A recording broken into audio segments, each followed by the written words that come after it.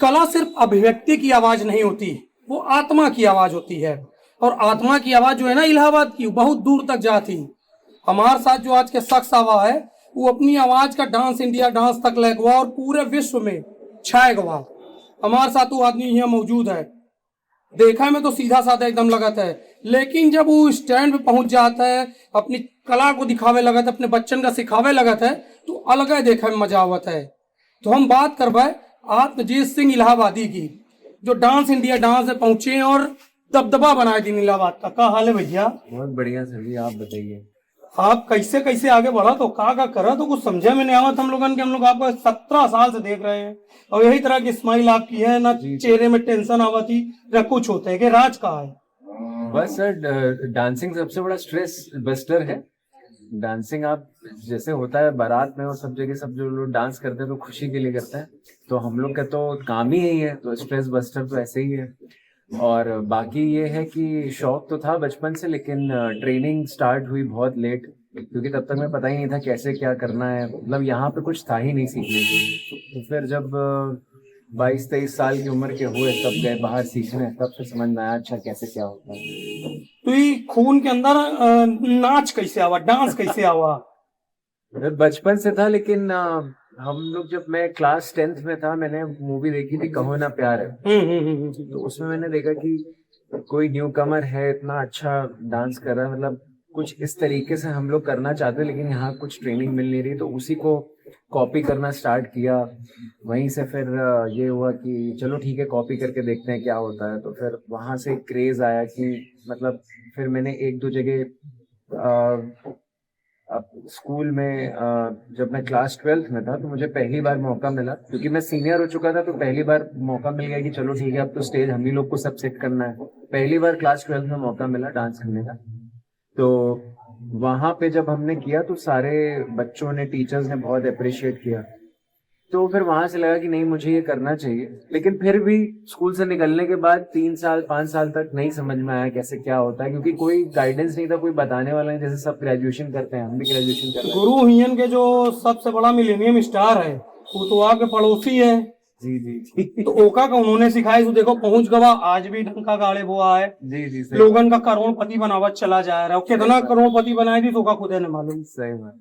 तो बिल्कुल ये तो टैलेंट की कमी इलाहाबाद में नहीं ना, गंगा मैया की धरती है। जी जी जी।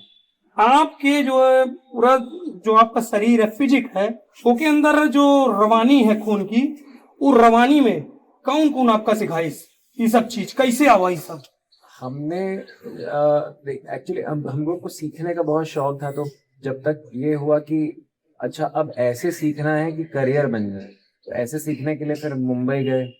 वहां पर ये था कि उस समय ऐसा था कि घर में बिल्कुल भी अलाउड नहीं था कि हम ये करें। कि हमारे पिताजी की अपनी दुकान है चौक में, जनरल स्टोर है, तो हम चाहते थे कि हम वहाँ बैठे, हम अकेले लड़के हैं। तो लेकिन फिर भी ये था कि हम वहाँ बैठे तो खुद से ही किसी तरह स्ट्रगल करके इधर उधर से पैसे जुगाड़ करके मुंबई गए, वहां पे जाके सीखा।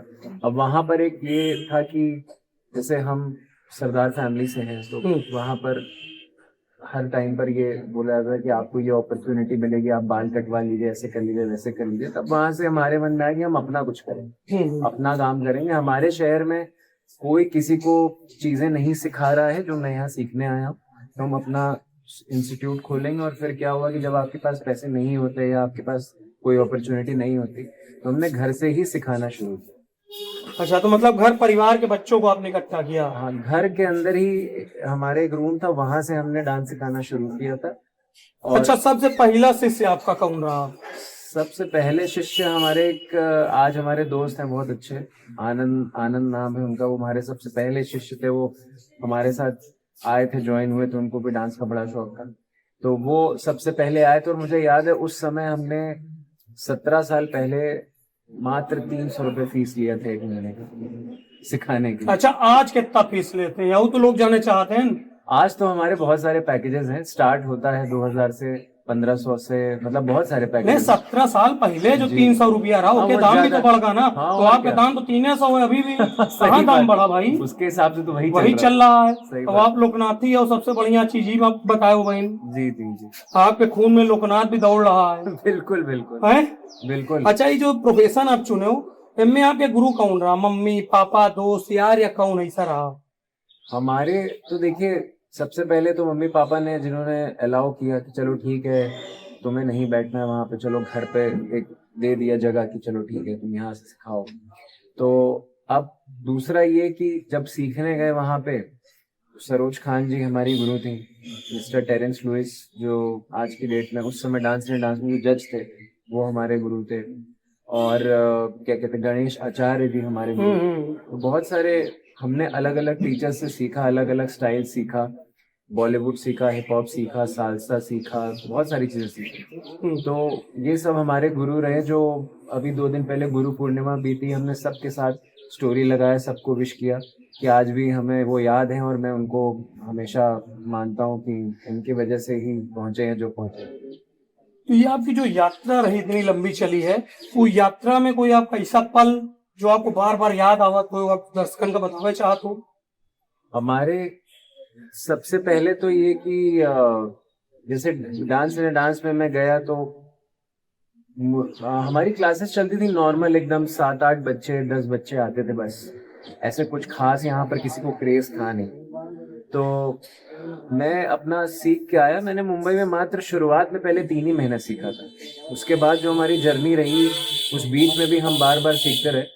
तो 3 महीने सीखने के बाद जब क्लास खोला तो हम अपनी मेहनत, सुबह 5 बजे उठते थे और 6 बजे से प्रैक्टिस शुरू करते थे, और सिर्फ 3 ब्रेक होता था, एक ब्रेकफास्ट, लंच और डिनर बस। उसके अलावा सोने के अलावा जो टाइम बचता था, पूरा टाइम 16 घंटे 15 घंटे रिहर्सल प्रैक्टिस करते रहते, जो भी हो सकता था, जो भी कर सकते थे। फिर जनवरी में हमको किसी ने बताया कि देखिए जी टीवी पे वो आ रहा है, डांस का ऑडिशन के लिए एडवर्टीजमेंट आ रहा है, तो आप इसमें जाइए। तो गए हम लोग, पहली बार लखनऊ ऑडिशन दिया। 2,500 की लाइन लगी हुई थी, पहला ऑडिशन था मेरा, पहला कोई हम कंपटीशन। अच्छा, खुद है आप नाचे गए रहे हो? खुद ही गए। 17 साल पहले? 17 साल पहले वहाँ लाइन में लगे थे। 2,500 हमको पता लोगों नहीं के। था कि तब तो ऑनलाइन इतना कुछ था नहीं, हाँ, तो सब हाँ। लोग सिर्फ टीवी पे देख के पहुंच जाते थे। तो सुबह 5 बजे से लाइन में लगे हुए थे, रात में 9 बजे नंबर आया। अब इतना सबको देख के डर करे, भैया इतने एक्सपीरियंस लोग यहाँ खड़े हैं। रात में सिर्फ 13 लोग बचे थे, उसमें हम भी थे, जो सिलेक्ट हुए थे अगले राउंड के 2,500। वाह गुरु, 2,500 में 13 लोगन, और मतलब फिर कितने 2,000 ज्यादा लोगन का हाँ, काट दियो आप। सब वो वाह गुरु। अब हमको खुद ही नहीं पता था कि आखिरी में इतने कम लोग बचेंगे और ये होगा कि इतने कम लोग। फिर दिल्ली गए, फिर वहां ऑडिशन दिया, फिर वो राउंड देने के बाद मुंबई गए, मुंबई में ऑडिशन दिया। मुंबई में टॉप 40 से बाहर हो गए थे, क्योंकि तब टॉप 40 पे जब पहुंचे तो पता चला कि यहाँ पर उन लोग के साथ कंपटीशन हो रहा है जो 3 साल की उम्र से सीख रहे हैं, और हमने तो शुरू किया था सीखना 23 साल की उम्र से। गुरु देखो, सीखा की कोई उम्र नहीं होती। हाँ, वही अब बात हम है। आप एक बात और आज बताई थी, ये चल रहा है सावन, जी शिव जी का महीना। जी शिव जी का डांस का मास्टर कहा जाता है, नटराज रूप की उनकी पूजा होती। जी जी जी। अगर शिव तांडव कर दें तो सब पृथ्वी इधर से उधर हो जावा थी। अब आप ओका शुरुआत किए हो। जी जी। तो हुआ क्या कि हम तो ऑडिशन देके चले आए, हमें नहीं पता था कि मेरा कोई एपिसोड टीवी में आ जाएगा या टीवी में दिखाया जाएगा। तो जिस दिन पहले दिन भर जी टीवी पे ऐड चला कि आज रात देखिए 9:30 बजे अतुलजीत जी का परफॉर्मेंस। तो हम ऐसे पहली बार देखे कि एडवर्टीजमेंट, दिन भर में इतनी बार एडवर्टीजमेंट चला, 3 दिन तक। शाम को परफॉर्मेंस आया। परफॉर्मेंस आने के बाद अगले दिन, मतलब हमारे घर के बाहर कम से कम 100-150 लोगों की भीड़ लगी हुई थी घड़ी पे, जो हमारे वहाँ सीखने के लिए। तो वो एकदम से बूम आया हुआ। कल तक 7-8 लोग आ रहे थे। 7-8 जो आवा तो आपके पड़ोसी कहा तुम्हें पागल है लौंडा। सही बात, सही बात। तो फिर उसके बाद वो सारे लोग आए सीखने, फिर वो एकदम से भीड़ लग गई वहाँ, एकदम जैसे कोचिंग की तरह चलने लगा डांस क्लास। मतलब ये शुरुआत की बात बता रहे। ये कहाँ सिखावत रहे हो आप? कौन मोहल्ला? हमारे घर में है, मनफोड़गंज में, जगराम चौराहे के पास, हम वहीं रहते हैं। हाँ, वहाँ पे घर के बाहर आजकल वहाँ झील अपार्टमेंट काफी चर्चा में भी है। जी जी। तो उसी वहीं पे तो हम लोग सिखाना बस वहीं समझ लीजिए, बस वो एक दिन था और उसके बाद सब बदल गया। फिर सब लोग सीखने आने लगे। फिर मतलब ये हुआ कि चलो ठीक है, अब हमें इसी में ही करियर बनाना है, इसी से हम अपना घर चला सकते हैं, फैमिली चला सकते हैं, हमें कुछ और करने की जरूरत नहीं। तो वो एक मोमेंट था जिसमें मतलब उस दिन के बाद सब बदल गया था। फिर दोबारा एक मोमेंट था जब सरोज खान जी ने हमको हमारी परफॉर्मेंस के लिए 501 रुपये दिया था। वो हमेशा 101 देती थी, लेकिन उस दिन उन्होंने खुद बुलाकर मुझे, वो भी हम रियलिटी शो में थे, महुआ चैनल, वो भोजपुरी चैनल, उसमें हुआ चैनल बहुत चला, इलाहाबाद के बहुत लोगों में चले हैं। उसमें हम लोग गए थे। तो तब हमें पता नहीं था कि सरोज खान जी जज कर रही हैं। अच्छा, तब वो अच्छा, दिनेश लाल निरहुआ हमारे होस्ट थे, हाँ हाँ हाँ हाँ हाँ। पूरा एंकरिंग करते थे वो। और उस शो में एक एपिसोड में उन्होंने 501 दिया था, एक वो पल था। तो ये दो पल तो थे जो 501 रुपया है कहाँ गुरु? मैं रखा है, हमारे पास घर पे है, उसमें उनका तो सिग्नेचर। ओके ओके, तो वैल्यू बहुत बढ़ गई हूँ नोट के। बिल्कुल है बिल्कुल। लाखन में होगा हुई। अरे बिल्कुल, वो अनमोल है एकदम। अनमोल है ना। अच्छा, आजकल कला की ओर युवा और बच्चन का मोड़ने में कितनी कठिनाई होती है। कल मोबाइल का दौर है, हम मोबाइल देख लिया, हमका लगा था हम खुद ही हीरो हो गए। सही बात, और रील बना ली, सबसे बड़ी चीज सही बात है। रील बना के हीरो अपने को समझ लेते। तो सही। कला की तरफ मोड़ने में कैसी कठिनाई इस समय हो रही है आपका? असल में पहले जब हम लोग ने शुरू किया था तो बच्चे मेहनत करते थे टीवी में जाने की, और टीवी में जाना बहुत कठिन होता था। तो हम ही लोग का एक लौता क्लास है आज की डेट में जहाँ से बच्चे 8 बार टीवी शोज में जा चुके हैं। ये हम अच्छा। आपको 2008 से 2016 तक लगातार हर साल बच्चे टीवी पे गए हैं। इंडियाज गॉट टैलेंट में भी गए हैं, डांस प्लस में गए हैं, बहुत सारे शोज में गए। तब हम लोग दिन दिन भर बच्चों को मेहनत कराते थे और वो लोग करते भी थे। उस समय उनके अंदर स्टेमिना था। कोविड के बाद क्या हुआ कि जैसे आजकल बच्चों इतनी जल्दी थक जाते हैं, दूसरा उन लोग को इजी मिल गया है सब कुछ कि बस हम फेमस हो जाएंगे, हमने बस हल्का हल्का ही तो करना है, तो बहुत इजी हो गया है। और प्लस आज की डेट में जिन बच्चों को ज्यादा बोलो ना कि आपको इतने ऊपर जाना है या मेहनत करना है, वो भाग जाते हैं क्लास छोड़। क्या बात और है। सिर्फ वही लोग वो क्लास छोड़, इसलिए उनको तो हम लोग हम इसके बारे में क्वेश्चन भी तैयार करके आपके लिए रखे हैं जी, जी, कि जी। आपके संस्थान का कौन सा ऐसा बच्चा है, कौन सी ऐसी बच्ची है जेका आप याद करा तो अभी भी? जी जी। नहीं, हमारे एक तो हमारी पूरी टीम थी जो इंडियाज गॉट टैलेंट सीजन 6 में पहुंची थी।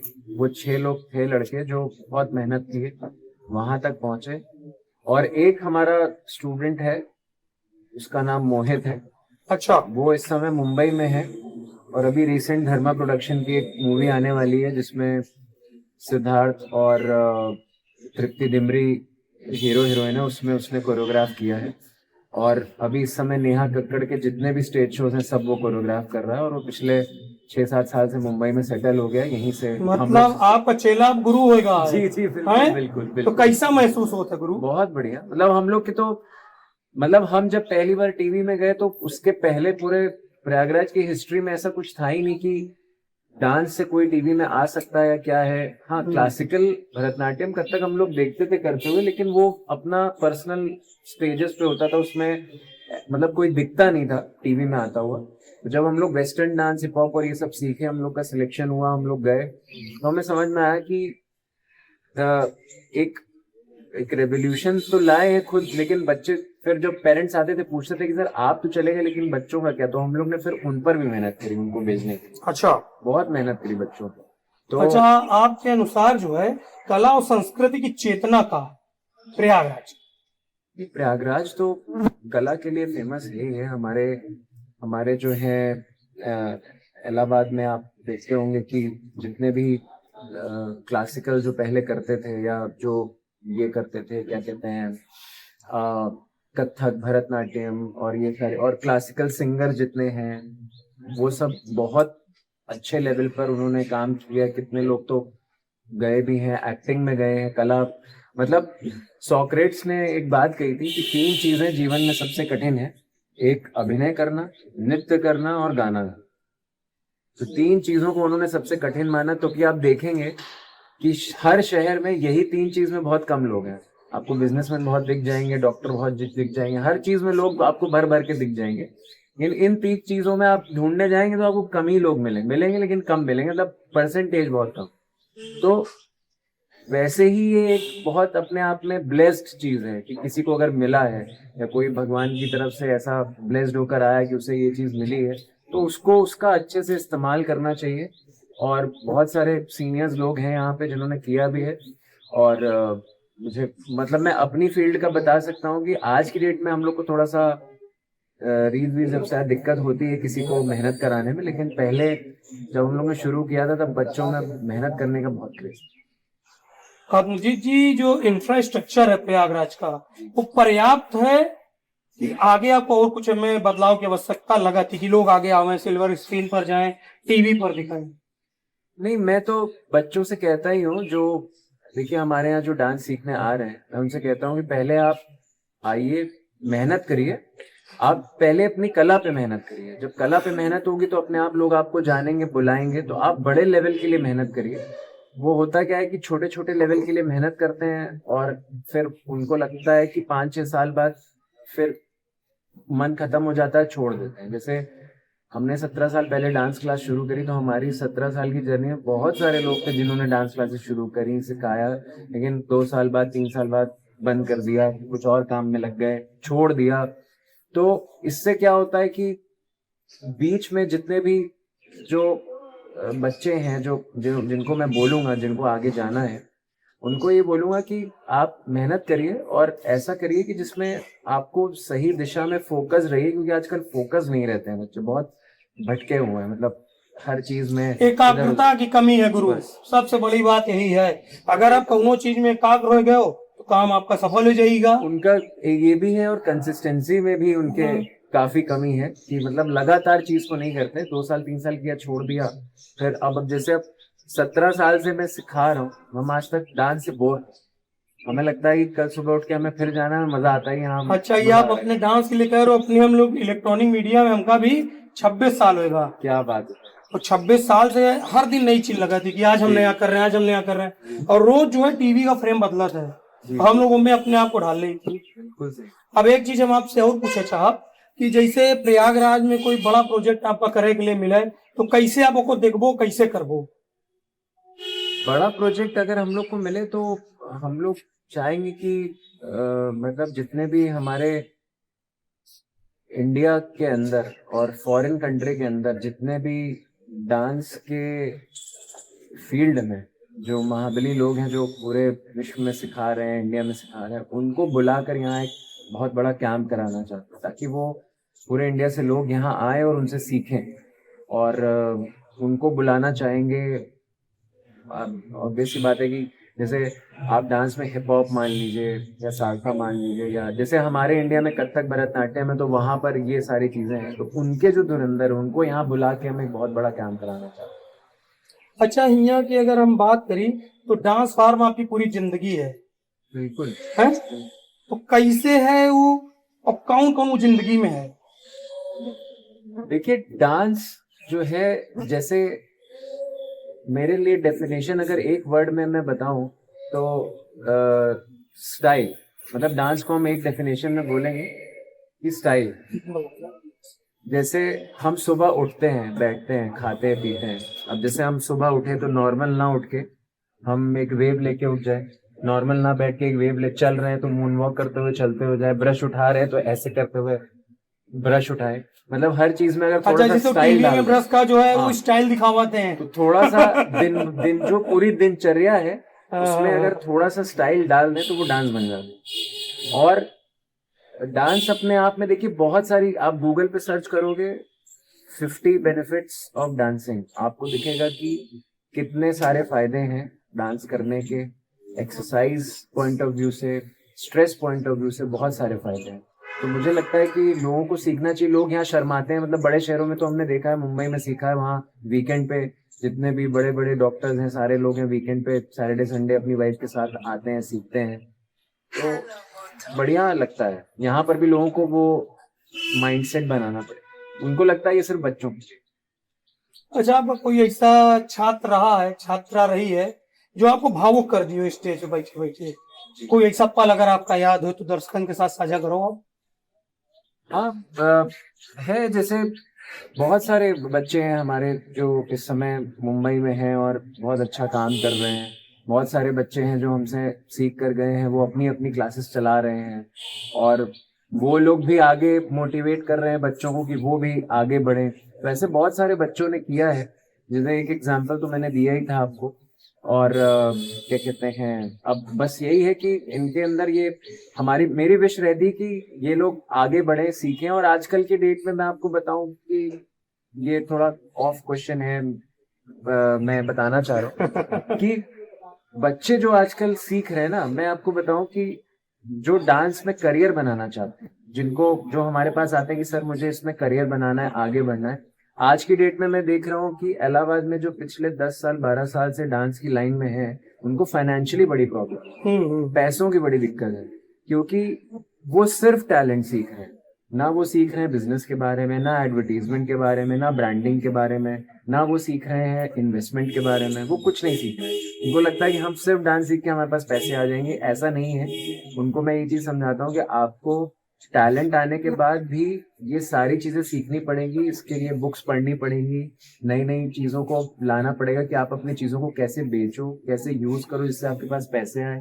इसीलिए पेरेंट्स उनको मना करते हैं कि ये मत करो, क्योंकि उनको पता है कि ये मेरा बच्चा मेहनती नहीं है, ये आगे नहीं कर पाए, इसलिए उनको मना करते हैं। और हम लोग के साथ तो ये था कि मैंने जब शुरू किया तो किसी को कुछ मालूम ही नहीं था, तो जो हम कर रहे हैं वही सही है। ना हमें पेरेंट्स ने बोला कि तुम टीवी पे जाओ, ना मेरे टीचर्स ने बोला कि तुम आओ मेहनत करो। हम लोग कर रहे थे जो खुद ही से कर रहे थे, और आज जो चीज खुद से किया वो चीज समझानी पड़ती है। अगर कला ना होती तो आप अपने आप को कहाँ पाते, क्या कर रहे होते, क्या अपनी जिंदगी से खुश होते? नहीं, बिल्कुल नहीं। जैसे हमारे पिताजी ने, जब मैंने उनको पहली बार बोला कि हमें ये डांस में आगे जाना है, तो वो एकदम शॉक हो गए कि हमने तो कभी यहाँ तुमको देखा नहीं किसी सीखते हुए कुछ करते, यहाँ कुछ है नहीं, तुम इस लाइन में कैसे, क्या दुकान पे तुम्हें बैठना है। तो मुझे ये मन में आया कि चाहे लाइफ में कुछ ना करूं, लेकिन दुकान पे तो नहीं बैठ पाएंगे। आज गुरु आप जो ये बात बता रहे हो अभिजीत भाई, तो हम एक पिक्चर देखे रहे, वो चेन्नई एक्सप्रेस, जी जी उनमें शाहरुख खान आपका किरदार करे है।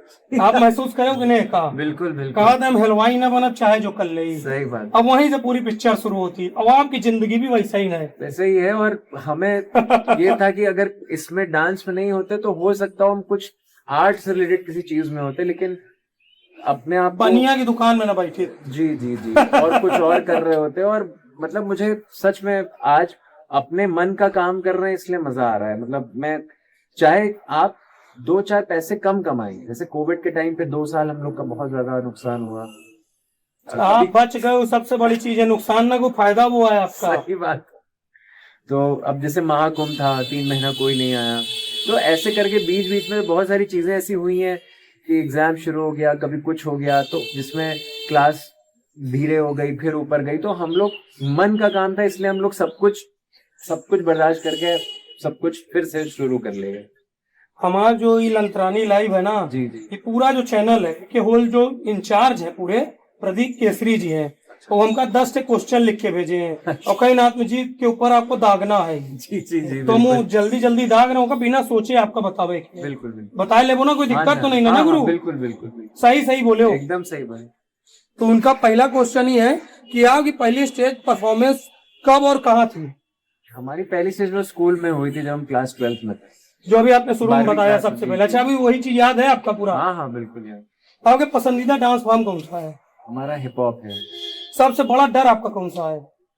सबसे बड़ा डर है कि क्या कहते हैं, ऐसे तो कोई डर नहीं है, लेकिन हाँ ये है कि अगर कभी आगे चल के शरीर में कुछ हुआ तो कैसे डांस करें। अच्छा, ये डर है और वो भी डांस के लिए है। आपकी जिंदगी में सबसे बड़ी जीत कौन सी है अभी तक की? सबसे बड़ी जीत है कि मैं ब्लेस्ड हूँ कि मैं ये करियर कर पा रहा हूँ, और आज इतने साल तक मैं इसमें हूँ। तो यही सबसे बड़ी ब्लेसिंग है, यही सबसे बड़ी जीत है कि हमें इसको छोड़ना नहीं पड़ा, कि ये मेरा मन था इसको छोड़ के कुछ और काम किया। आपका प्रेशर जो गाना होता है वो कौन सा है? सबसे पसंदीदा गाना कौन सा है? हमारा सबसे पसंदीदा गाना है एक पल का जीना फिर तो है जाना। जिसके बारे में भी आप बतावत रहे हो। बिल्कुल बिल्कुल। एक ऐसा छात्र जो बहुत शरारती था और आज स्टार है, कौन है? छात्र हमारे हैं, एक है विकल्प नाम है, विकल्प द्विवेदी, जो अमेजोन पे एक हिप हॉप आ रहा है प्रोग्राम, हिप हॉप का, अमेजोन ऐप पे आता है, प्राइम पे। उसमें वो होस्ट है और वो यही मेरा ही स्टूडेंट है, बहुत शरारती था। आज वो स्टार है, वो रेमो सर के सामने वो परफॉर्म करता है। और अभी जो रैप का जो कॉन्टेस्ट हुआ था MTV पे, ये रैपिंग का जो महायुद्ध हुआ था, उसमें उसका एक गाना बहुत फेमस हुआ था, सेक्सी लग रहा था। तो मुझे लगता है कि बहुत अच्छा किया उसने। मतलब गुरु का नाम चेला रोशन कर रहा है, आपको मजा आ रहा है देख के? बिल्कुल। बहुत बढ़िया। रात को सबसे ज्यादा आप कौन सा काम कर रहे हो? रात को बस बुक पढ़ लेते हैं, कोई भी एक बुक उठा लिया, 10 मिनट 15 मिनट पढ़ लिया और मेडिटेशन कर लिया, बस यही 2 चीजें। पसंदीदा कलाकार आपके बॉलीवुड या कला जगत का कौन हुए जेका नाम आप ले चाहते हो? ऋतिक रोशन। अरे अभी आप वही का गाना भी बतायो और वही हीरो भी बतायो। बस वही उन्हीं की वो वजह लगा से था घुसा हुआ है पूरे बदन जो में, बने बॉडी हैं में। वही बने। आज नहीं है, घुसे नहीं है उसमें, लेकिन पूरे जो जो हैं वो आज उन्हीं के मतलब प्रेरणा स्रोत जो है वो आइडियल वही। किताब या फिल्म कोई ऐसी आपकी सोच पूरी बदल दिए हुए? किताब जो है वो मुझे लगता है एक इंग्लिश की किताब है, स्टार्ट विद व्हाई। वो सबको पढ़नी चाहिए कि आप जो कर रहे हैं वो क्यों कर रहे हैं, उसको जानना बहुत जरूरी है। उसमें एक छोटा सा एग्जाम्पल था कि जैसे जैसे कि मान लीजिए कि मैं आपके किसी भी काम के लिए आपके पास आऊं और आपका मन नहीं है करने का, और वो आपके ही मन का काम है, लेकिन आप एकदम थक चुके हो, आपको नहीं करना है, और उसी समय उसी काम को लेकर कोई अगर आपके यहाँ पर कुछ ऐसे रख दे दें कि नहीं तुम करो, तो आप उस डर की वजह से शायद 1 घंटा और उस चीज को कर लेंगे, क्योंकि आपको रीजन मिल गया। क्यों? क्योंकि आपको किसी ने जबरदस्ती एक गन पॉइंट पे रख के वो काम करा रहा है जो आप एकदम से बोल चुके थे, अब थक गए, नहीं करना चाहते। वो उस किताब में इस तरीके से लिखा है करियर से रिलेटेड कि स्टार्ट विद वाई, मतलब आपका वाई बहुत स्ट्रांग होना चाहिए कि आप किसी चीज को क्यों कर रहे हो, उसका वाई बहुत स्ट्रांग होना कि क्यों कर रहे हैं ये काम। अगर आप 1 मिनट में दुनिया को कुछ कहना चाहते हैं तो क्या कहेंगे? यही कहना चाहेंगे कि आप जो भी करें खुशी से करें, खुश रहें, किसी चीज का स्ट्रेस मत लें, कंसिस्टेंट रहें और मेहनत करते रहें। बस ऐसे ही, यही है लाइफ का फंडा। और सबसे बड़ी बात है कि जो भी लाइफ में करना चाहते हो सब कुछ करें, ये मत वेट करें कि अभी उम्र नहीं है, ये नहीं है। जो जिस समय जो करना चाहते हैं करें और मेहनत करते हैं।